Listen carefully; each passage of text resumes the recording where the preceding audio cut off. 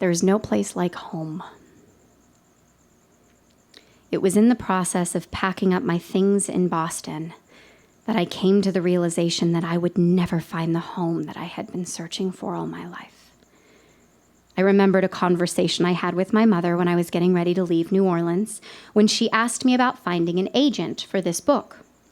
You know, I really don't know how to write a query letter, Mom, for a story without an ending. I need to learn what the protagonist has to learn before I'll even know what the book is really about. I closed my eyes. I took a deep breath and I sunk away from my half-full suitcase. Damn it. I am my own protagonist. Protagonists are never happy. Not until the end. The hero's journey is a grueling trudge towards finding something that transforms our protagonist into a somehow simultaneously happier and more jaded version of themselves. A coming-of-age story, a great quest, the brave little tailor. 2 months later, after being given a 1-week notice to move out of my mother's apartment, this brought me a modicum of comfort, reassurance that I was nearing the climax of my book. Out of all the unknowns in the world, I knew how to tell a great story. What if I approached my life in the same way I approached a piece of fiction? What did I know? I knew there is usually an unanswerable question. The theme. The big, awkward elephant in the room that forces the audience or the reader to examine their own lives with a fresh perspective. I knew that my unanswerable question is, what is home? Next, I moved into the process of charting the hero's journey. I searched for the feeling of home since I was small. As I grew up, I sought home with friends, in theater houses. I spent my time performing in front of, and eventually in my romantic relationships. Their families became my family. Hi, guys. Their homes became my home. And year after year, hopefully not this time, I lost it all again and again and again. So I started traveling. If people weren't my home, if Los Angeles wasn't my home, there must be a place, a physical location that felt like this ever-elusive idea of safety and belonging. But I wasn't finding it. The zippers on my suitcases were sticking and worn down, and the locks no longer worked but just clicked into place for show instead of security. The tires on my car were perpetually balding, and I slept better on air mattresses with stolen hotel pillows, finding comfort and peace in temporality. Something wasn't adding up, and I was running on nothing but fumes and a longing for rest. It is often said that the protagonist cannot get what they want. They get what they need.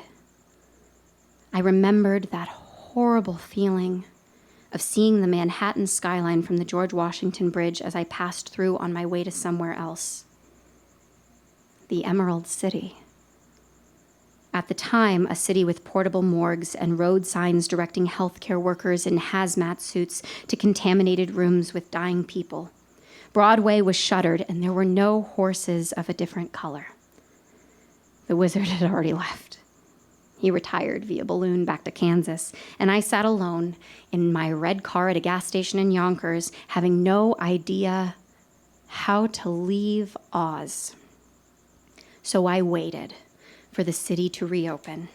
I went to my mother's apartment, the closest thing I had to a storm cellar, curled up in a ball, and tried to catch my breath in the midst of a political revolution that threatened to take our breath away.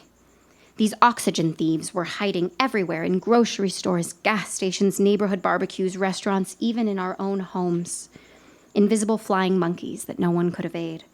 And a government that contradicted itself more often than it made sense. 14 days, 10 days, loss of taste, swollen toes, sinus issues are fine, but a runny nose is deadly, fever, brain damage, organ failure, but you'll be fine. Just deep breaths, okay? Just breathe. They probably won't find you here. You might survive if you can just stay here. But she found me. The Wicked Witch. A stark, white-haired, bipolar landlord with a Bostonian accent thick enough to pull a boat of English breakfast tea across the harbour. I was given 1 week's notice. I don't want to hear. She's not my problem. Pandemic, not my problem. I desperately tried to find a way to stay near Oz. I had come this far. I couldn't just give up. How could I go home if there was nowhere left to go? I found a sublet in Maine and paid, but the poster never responded. Refund issued. I found an apartment just 20 minutes away, the basement of an old Victorian house in Medford. I typed my credit card in, and he actually confirmed. I started planning, packing with gusto, looking up nearby laundromats and restaurants within walking distance. 2 days later, he canceled too. Something came up. Refund issued. I had 4 days left, and my optimistic silver lining way of thinking was gone. I couldn't even remember what it felt like to think things might work out. And I knew right then I could never have the white picket fence, the guest bedroom that always had clean sheets, the fridge that was stocked with more than a week's worth of food, the big backyard or lost coins in the couch cushions. I had to build my own home within the safety and comfort of myself. I had to redefine what home was, and I needed it to be something so independent of anybody else I could never lose it again. Something that I could carry with me always. I called my boys in Glendale, picturing them sitting on the couch in the living room, the pride flag still hanging in the sliding glass door, Southern California streaming in, bathing everything in rainbows. I'm coming home. The world is ending. It's 2020, and everything is on fire. I am subletting an apartment in Studio City, and I am watching the sky turn orange. The air quality has been deemed unsafe. Thank God we all wear masks now. Nothing has been okay for years, but life goes on regardless of its okayness. My season this year just consisted of dyeing my hair teal and dropping acid. Sorry, Dad. After 8 hours of coloring on my jeans, playing in a canopy of tulle and blue lighting, and staring in the mirror in an attempt to understand the difference between human perception and reality, I felt a great sense of relief and understanding about what was actually important. The winds of change are here. We must ride them to our destination or perish.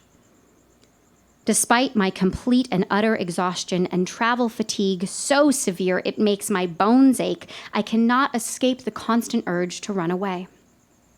I'm currently Googling places where there isn't any trouble. I'm starting to wonder if there is such a place. Maybe Paris? I never should have given up my dream to be an astronaut. It seems like the only thing left to do is leave this giant floating ocean to fend for itself. In the meantime, I'll be booking hotels and airfare for someplace as far away from here as I can get. Behind the moon, beyond the rain. Maybe it's okay to keep running. If all of your demons have caught up to you, there's nothing left to be afraid of. Thank you.